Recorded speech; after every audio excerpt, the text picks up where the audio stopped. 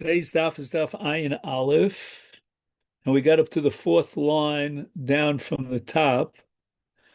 Chaya b'chlal behema. Whenever the Torah uses the word behema, it includes even chaya. Minol, and how do we know this? Tichsiv, because the Torah says, and this is in Dvarim, Perek Yudalid, Zos habehema asher tochelu. Shor sek vosim, those are all behemos. And then the pasuk says, Ayil utzvi v'achmor, which are chayos, a hart, a deer, and a yachmor. So in any event, ha-ketzad, chaya b'chal behema, from the fact that the Torah used the word behema, and then goes on to delineate not only behemos but also chayos, we see that the word behema is a general term. It is also a specific term, but in certain contexts it's general, and it includes all the chayos. Now we go on to another principle that Rabbi Shmuel had formulated, as we saw yesterday, behema b'chlal chaya, that whenever the Torah says chaya, it includes a behema. And how do we see this? Tichsiv, and now we have a pasuk again with regard to the kosher animals, and the Torah says, and this is in Vayikra, Perek Yud Aleph, it says, Zos hachaya asher tochlu. So we're talking about a chaya, and the Torah is telling you which chayos you're allowed to eat. Let's say, for example, we gave a deer and a hart. Mikol habehema asher al oretz kol mafreses parsa. So the Torah opens up with the word chaya, and then immediately enters into the specifics of a behema. And this is going to teach us that the simone kashrus of a behema applied to a chaya, and also that whenever it says the word chaya in a generic sense, it also includes behema. Ha-ketzad behema b'chlal chaya. Next, we have the basic idea that behema is b'chal chaya, chaya b'chal behema. But what halachos can we derive from this? So chaya tahora b'chal behema tahora, we saw already that the Torah opens up with chaya, and then goes on to delineate the simone kashrus of a behema, and that teaches us that a chaya tahora and a behema tahora are both part of the same klal. So therefore, whenever it says chaya, it includes behema, and vice versa. And therefore, the two simone kashrus of mafreses parsa and maligera apply not only to behema where it's explicit in the Torah, but even in chaya, which is implicit because we're going to say that chaya is b'chlal behema. However, what about chaya tmeya? Now here we're entering into a whole different area of halacha, and that's called kilayim, otherwise known in English as cross breeding. Now, we know that the Torah says that you're not allowed to crossbreed behemos. And now we have to know, what about chaya? And that's what the Gemara is going to establish now, that chaya tmeya b'chlal behema tmeya. So when the Torah says that you're not allowed to crossbreed two different species of a behema, it doesn't say explicitly, and the Torah doesn't address explicitly the case of a chaya, but we're going to apply the principle that chaya b'chlal behema.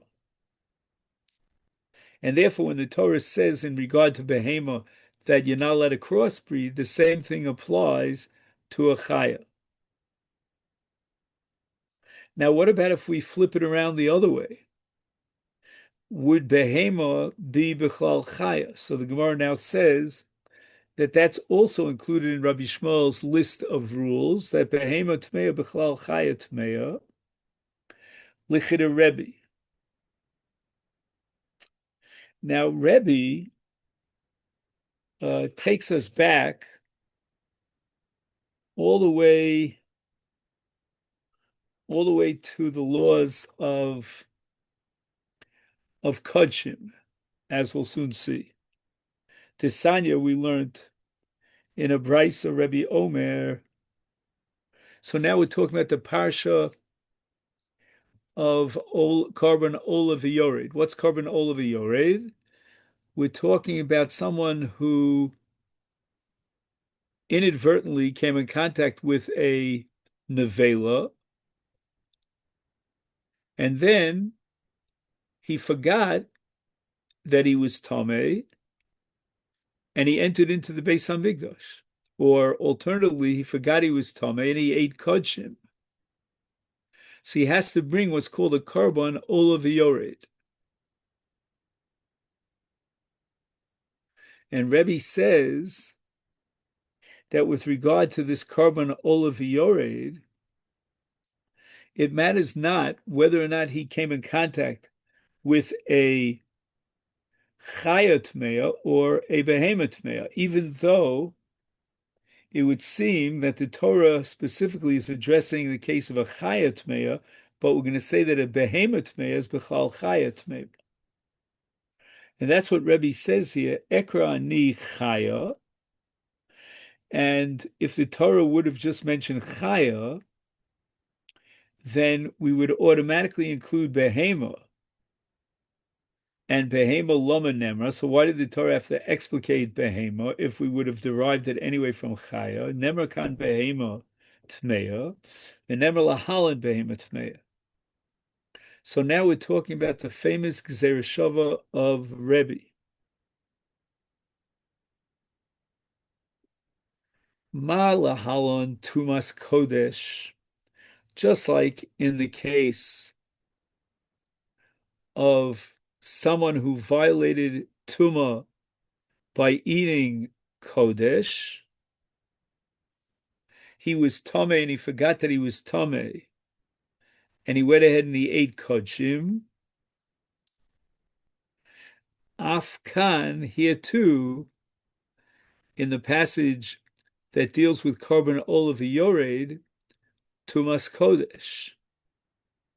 So a person is chayav a Korban Olav Yored if he became Tomei, and then B'shogeg, forgetting his Tuma, he ate Basar Kodshim.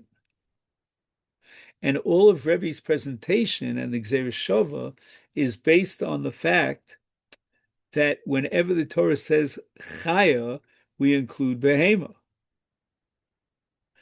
Why do we say that? Because a Gzeir Shava has to be what's called Mufna. Mufna means that if you have a pasuk that's superfluous and doesn't add anything, then it's coming for Gzeir Shava. So if Rebbe is learning Gzeir Shava here as far as Tumas Kodesh is concerned, between Behema Tmei and Behema Tahora, he must be assuming that there's mufna, there's something here that's superfluous. And why is it superfluous? Because the Torah didn't have to explicate Behema, because Behema is in any way included under Chayim. Now we go back to Rabbi Shmuel. Rabbi Shmuel says Behema Tahora, B'chlal Chaya Tahora. That whenever it says Chaya Tahora, we include a Behema as well. And how do we know this? This is going to take us all the way back to the story of creation. And that's called in the Gemara's language Li Yitzira. Right? There's something called Bria and there's something called Yitzira. Yitzira describes the creation, and the Torah specifically describes the creation of Chayos and does not mention the Yitzira of Behemos. But we're going to derive Behema from Chaya. Now, why do we have to know this? I mean, obviously, God created Behemos just like he created Chayos. So why do you emphasize that whatever the Torah says about the creation of Chayos, ipso facto includes the creation of Behemos? So until this point, we were dealing with nafkaminas with regard to kelayim, crossbreeding, nafkaminas with regard to simone kashrus. But now that we're going back to the actual story of creation, to establish that when the Torah says that God created chayos, he created behemos, because behemos b'chlal chaya, why do we need to know all that? This nan, we need it for a Mishnah in Masechta Nida. And the Mishnah addresses the Tumas Yoledes, Hamapeles min behema chaya v'of. Now, normally, if a woman has a miscarriage of a normal fetus, normal, I mean to say in the way, the way it looks, then the laws of Tumas Yoledes will kick in. And that's a very simple matter because we can tell and identify the gender of the aborted embryo or flat. But here's a strange kind of case. Hamapelis min behema chai v'of. A woman aborts something that has the resemblance of a behema chaya or oaf, so you cannot tell and identify the gender of this aborted child. And then afkamina is going to be how long she has to remain tmeah. Bein tmeah and bein tahorim, and the laws of Yoledes with regard to tumah apply whether or not it's a kosher species or a non-kosher species, meaning whether or not this aborted child has the features of this animal or that animal, it's irrelevant. Now, what are the laws of a Yoledes as far as tumah v'tara?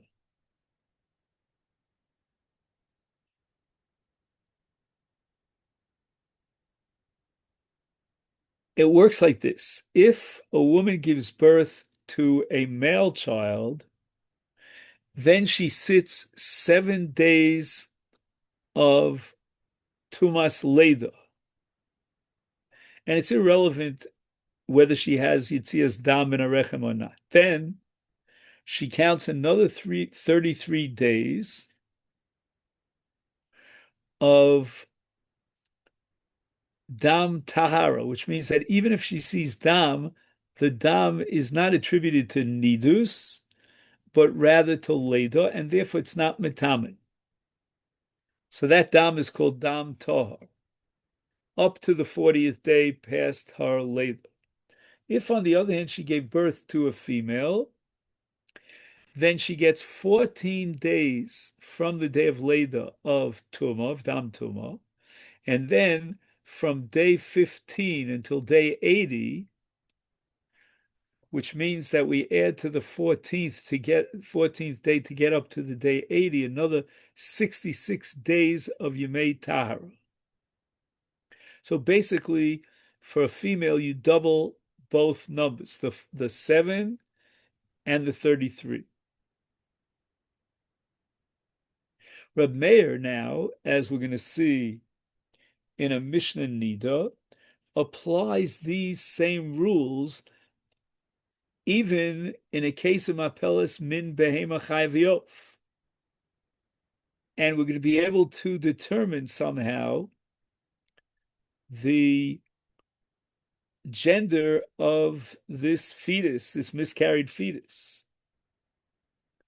And therefore, im zocher teshiv zocher, as we said, 7 and 34. Im nekeva teshiv nekeva, that means 14 and 66. Any yadua, but Rabbi Meir agrees that in many cases of an aborted, miscarried fetus, we cannot identify the gender of the fetus, and therefore, im any yadua teshev l'zochel in a keva, to Rabbi Meir, we give her the chumras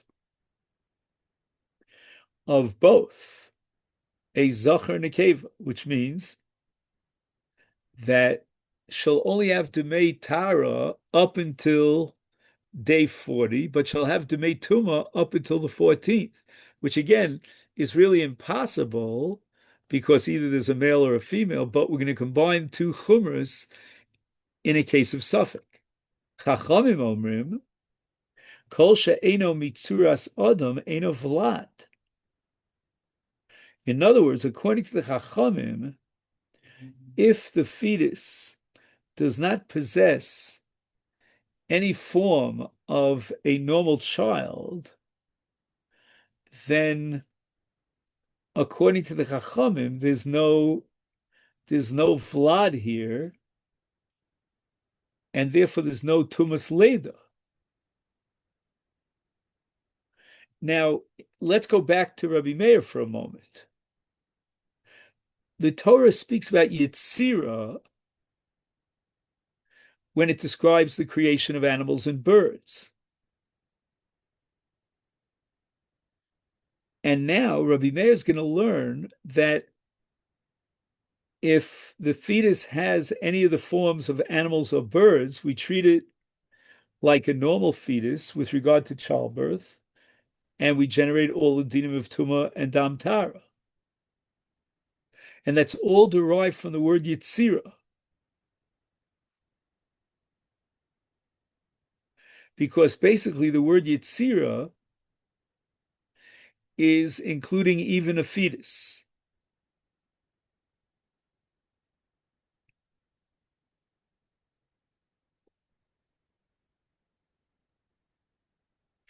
The birth of a fetus that resembles an animal of a bird is included in the Yetzirah, like a normal childbirth, as far as generating Tumah V'Tara.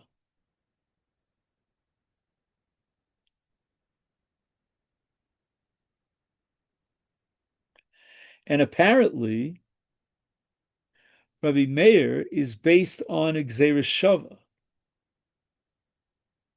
from which he derives that just as giving birth to a normally formed child renders the mother Tmeah, so too the birth of a fetus, even though it resembles an animal of a bird, also generates Tumah. But the strange thing is that Yetzirah is only mentioned in the Torah regarding Chayos. How could Rabbi Meir derive any conclusions through Gzeirah Shava from the word Yetzirah when Yetzirah is only referring to Chayos? But the answer is that, as Rabbi Shmuel formulated, Behema Torah, Bechlal Chaya Tahora. And therefore, we're going to assume that the Torah didn't have to specify both Chaya and Behema. The Yetzirah of Chaya will now include that of Behema, and will derive from Gzeirah Shava all those dinim that would apply in a normal Leda as far as Tumah is concerned.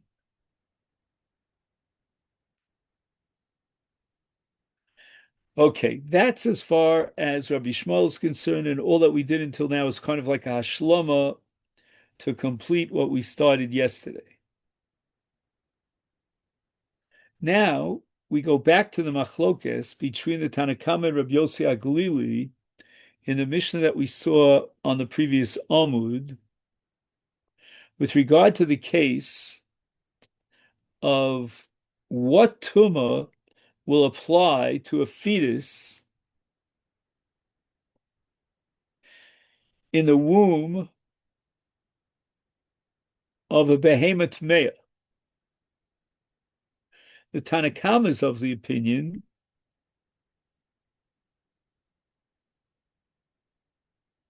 that just like in the case of behemoth tahora, the shechita of the mother removes tumah of nevela, so too in the case of a non-kosher animal, the shechita of the mother is mitayer the fetus that's in the womb of this non-kosher animal. But Rabbi Yosef Glili interprets the pasuk because he has only the Kal Vachomer, but not the Alfusa, and he interprets the pasuk as referring to a non-kosher species.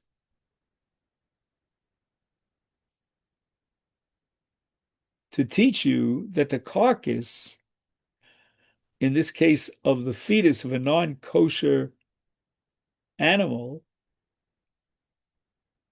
is mitame tumas nevela. And he only accepts the Kal Vachomer with regard to a behemoth tahora. Now, all this of Rabbi Yossi HaGlili, as we discussed at great length yesterday, is based on a pasuk. Right, let's just read the pasuk, if I could find it now. 1 second.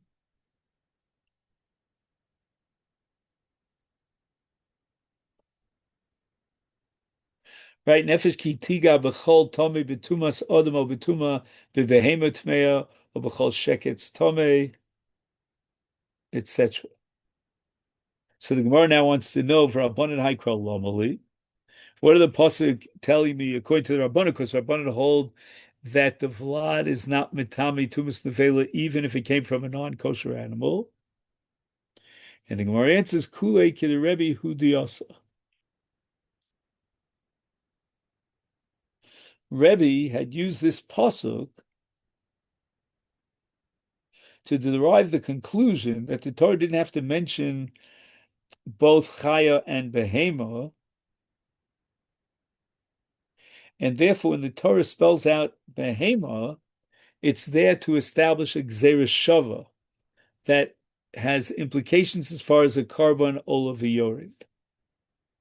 And this leads us to the Mishnah here on Daf Ayin Aleph Amud Aleph. We were discussing the case of a fetus that dies in its mother's womb and whether or not it transmits tumah. That's all as far as an animal fetus is concerned. But what about ha'isha shemeis v'loda b'toch me'eha? What about a human female who has a fetus inside her womb and that fetus dies? Now, normally, the person who, we called it a doula, I think technically you could call it a midwife, who delivers the baby is usually a woman, and she's called a chaya. Chaya has nothing to do with animals here in this context. A chaya gives life, so to speak, to the fetus by putting her hands in a way that she can aid in the process of birth and pull out the fetus. But here the fetus died. So pashta chaya es yada v'nagabo. What is the status of this dead fetus? Does it have the same status as a human corpse, a human carcass? And therefore, as the Mishnah points out, a chaya, the midwife who's now in direct contact with this dead fetus, tmeya tuma shiva. She has the same status as someone who came in contact with a corpse and is tamei tumas mes for 7 days, which means that the chaya, the midwife, will now require hazas shlishi ushvi in order to be mitayr herself. Now, what's the status of the woman herself? And the Mishnah says, ha'isha tahora. At this moment in time, before the actual leda, which means if it came out head first, the head came first, or if it came out feet first, most of the body of the fetus came out. Ad sheyetze avlan. Until the fetus emerges from her womb, she still remains tahora. Now, this is a little bit strange because we just finished saying in the Reish of the Mishnah that the chaya, since she had a negia with the dead fetus, she is tmeya tumushiva. Why is the Isha Tahora? But as will develop in the Sugya, there's something called Tuma Blua, which means that if the Davar HaMetame is swallowed up inside another being, and maybe even inside a utensil, then it's not Metame. It doesn't contaminate anything else. So as far as the woman is concerned, until the point of Leda, the fetus has the status of Tuma Blua. The fetus is swallowed up within her body. So when the Chaya extends her hands into the womb and touches the fetus, you would say that that's Tuma Blua, and therefore the Chaya should be Tahora. Kamashmal, the Mishnah says no. But with regard to the mother is concerned, her tum is a tumas Leda only when Leda takes place, and until that point she's Tahora because the Vlad, the fetus, is called Tuma Blua. Why doesn't that apply to a Chaya? So that's what we're going to have to see here. Omar Rab. Kishem shetuma blua ena mitama, kach tahara blua ena mitama. So this statement of Rabbah, expanding the application of blua, as we'll soon see, is sort of like a general introduction to the sugya. He doesn't yet touch or shed light on our Mishnah, but he's saying the following, that the halacha of Tuma Blua works in two different directions. Number one, if you have a Davar HaMetame, the source of the Tumah, it's Blua, it's swallowed up inside another body, it's not Metame. But not only that, it works in the opposite direction, that if you have an object, we'll give the classic case in a moment, and that object is swallowed up, then even if, let's say, it's brought into an oil of a mess, it doesn't become tummy because it's swallowed up. So, for example, I don't know why the Gemara always gives this example, but if somebody, let's say a woman would swallow a ring, or for that matter, a man would swallow a ring, the ring is now swallowed up in his body, it's bolua, and it's tahar, and it remains tahar even if he steps into an olames. So Tuma Blua works in both directions. Tuma Blua is not mitame, and Tuma Blua means that if something is tahar and it's bolua, it doesn't get contaminated. And the Gemara now is going to derive both of these halachos, one by one. But the main thrust of Asugya is halacha number one, which means Tuma Blua, that if a Davar HaMetame is swallowed up, it doesn't convey Tuma to something else. Minolan, where do we see this? Dichsiv, because the Torah says in Vayikra Perek Yud Aleph, in the case of Ha'ochel Nevela, Kazayis Mina Nevela, he becomes Tomei. And not only does he become Tomei, it's been Tomei Begodim Sha'olav. So if somebody would shove Nevela down somebody's throat in such a way,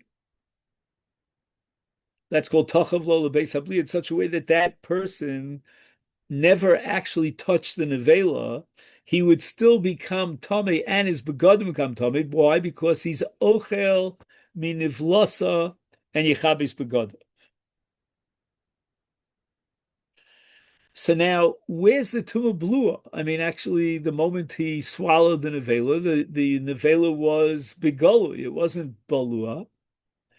And the answer is, let's say he swallowed the nevela just a moment before shkia. Now, what happens when a person swallows something? It goes through the digestive tract and it changes its form. It's no longer roy lachila. So theoretically, if you were to, pardon the expression, vomit it forth, it would not be roy lachila. But now we're talking about a case where the nevela went into his mouth right before shkia. So there was no time for that nevela to become could become disintegrated. And milo askina di ochal somach l'shkia sachama v'ka'amar rachmona tohar.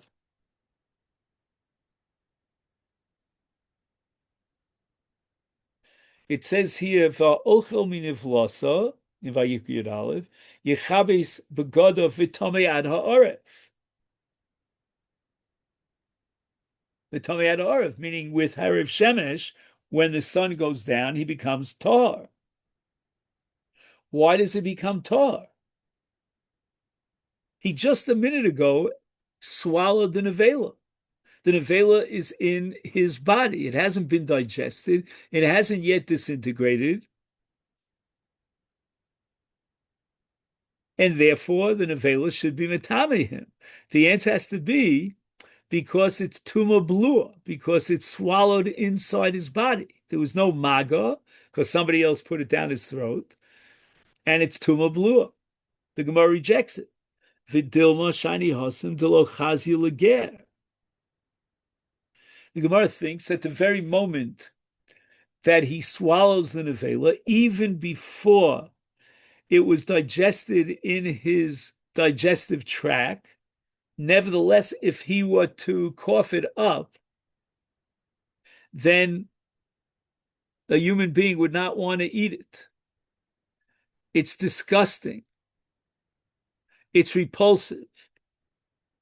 And the only type of nevela that's metame is a nevela harauya leger. And this, by the way, has tremendous implications, not only in the laws of tuma, but also in the laws of heter achila. Like, for example, if you have chametz that loses its attraction, it's no longer ra'uya leger. Ger is just a name for a human being. Then, if you were to eat that chametz on Pesach, you would not violate the Isur Achilas chametz. So that's halacha of Eina Ra'uya Leger. So therefore, how do you know that the reason why the Torah says that with Hariv Shemesh of the person who swallowed an avela, he is tar because of Tuma Belua? Maybe it has nothing to do with Tuma Belua. Maybe it has to do with Eina Ra'uya Leger, which is based on a pasuk. Again, in Dvarim Perek Yudalet, it says, "Lo sochlu kol nevela lager asher b'shulchan titnena v'achola u'machol l'nachri." Is dafka ru'uya lager is considered nevela. If it's not ru'uya lager, then it's not considered nevela.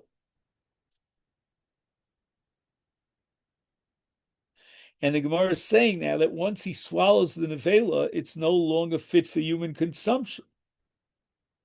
Should it be disgorged? Okay, I said vomit. Now we have a more fancy edel word, disgorged. It would still be inedible. Not the way we said it, that it only becomes inedible after it's digested.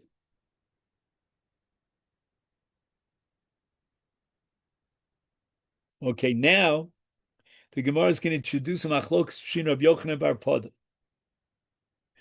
Hanichol Rabbi Yochanan diamar achazu v'achazu ad lekelev. Okay, so now we get into Tumas Nevela. And Tumas Nevela, if somebody contracts and is contaminated by Tumas Nevela,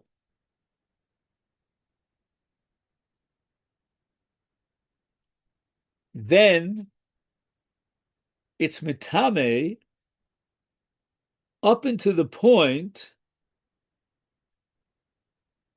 where it's still edible by an animal, let's say you can feed it to a dog,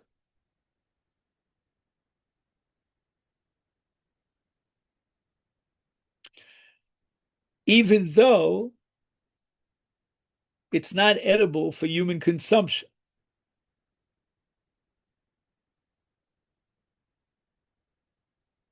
So that means that if you were to disgorge that nevela shortly after you swallowed it, it would still be fit for a dog. A dog could still consume it.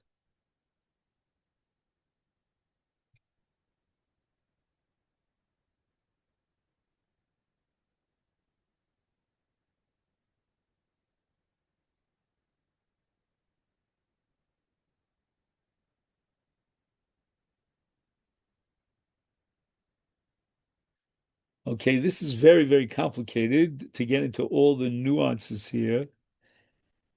And we'll see if we have time. I don't know. So Shapir, so everything's good according to Rabbi Yochanan because the novela was swallowed. A human being would not eat it if it was regurgitated, but if you could feed it to your dog, the dog would eat it. That's the advantage of owning a dog. El bar pada diomar tuma chamur leger v'tuma kala kelev, that there are different levels of tuma. And when we're dealing with tuma chamura, which means a person was contaminated by an avela, then it's only valid tuma, and the tuma is only chal as tuma if it's fit for human consumption.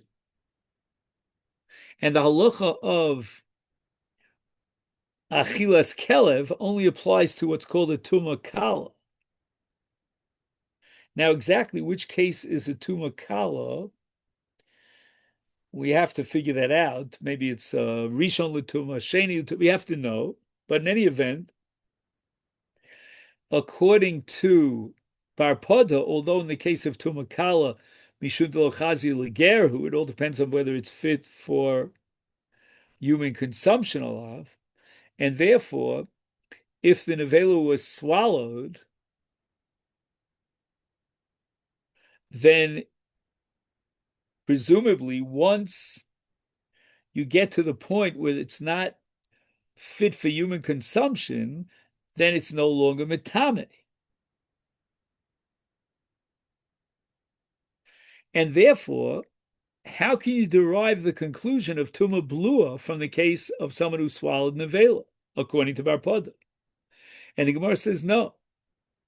Nehi delo chazia bifanov, if in the presence of a human being, somebody consumed something, swallowed it, and then he disgorged it, that's one category. But shalo b'fanav michsa chazile, if he didn't know that it was swallowed and disgorged, then he, the human being, would eat it. He doesn't know. So if a minute after you swallow something, you vomit it forward, then somebody else might eat it. And therefore it's called the nevela ruya leger. So why is he tar? The only reason you could explain and justify that he's tar is because it's tuma blua. Ashkechan tuma blua, tara blua minolan. What if somebody swallows a ring and then he enters into a house with a corpse under the roof? That means tumas oel. Then the ring still retains its status of tara. How do we know this? And the Gemara applies the kal vachomer. And here's where the going gets very rough. Uma kli cheres hamukaf tzomid posil she'eno matzil al tuma shebetocho milamata. So what happens now? You have a closed earthenware vessel, completely closed, and if something is on top of this vessel and there's tuma inside the vessel, it's bokas viola. What does bokas viola mean? So there's something called tuma ritzutza, which means tuma that's completely surrounded. Like, for example, in a cemetery, if you stand on top of a kever, then you become tummy because it's tuma ritzutza, right? The corpse is down, encompassed or compressed in the ground. And tuma ritzutza is bokas viola ad l'rakia. Now, this is the whole shaila about going on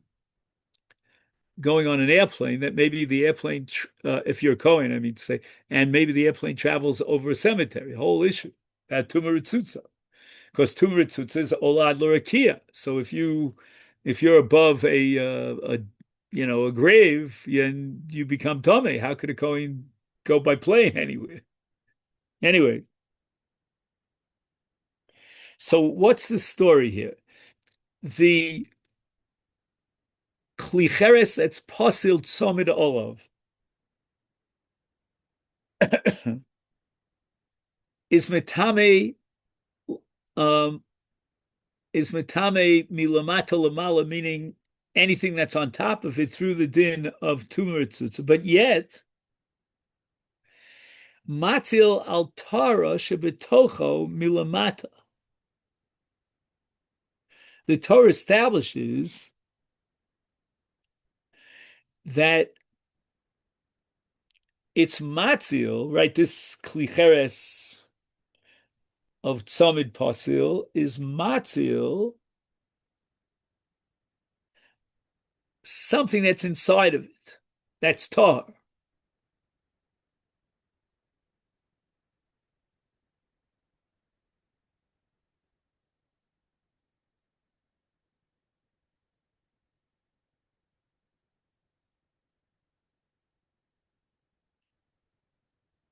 So if let's say you have an object that's tar inside a klicheres tzamid pasil, and the kli is now inside an ol hames, the tzamid pasil, the seal on top, will be matzil, meaning will prevent that which is inside the kli from being contaminated.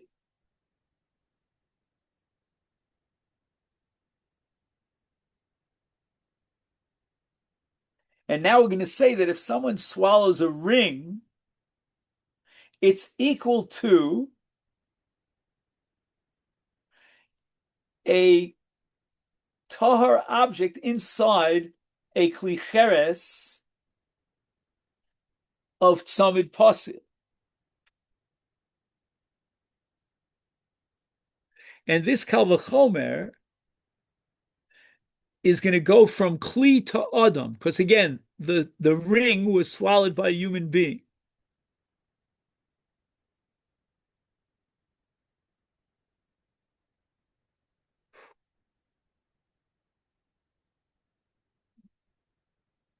What did I just do?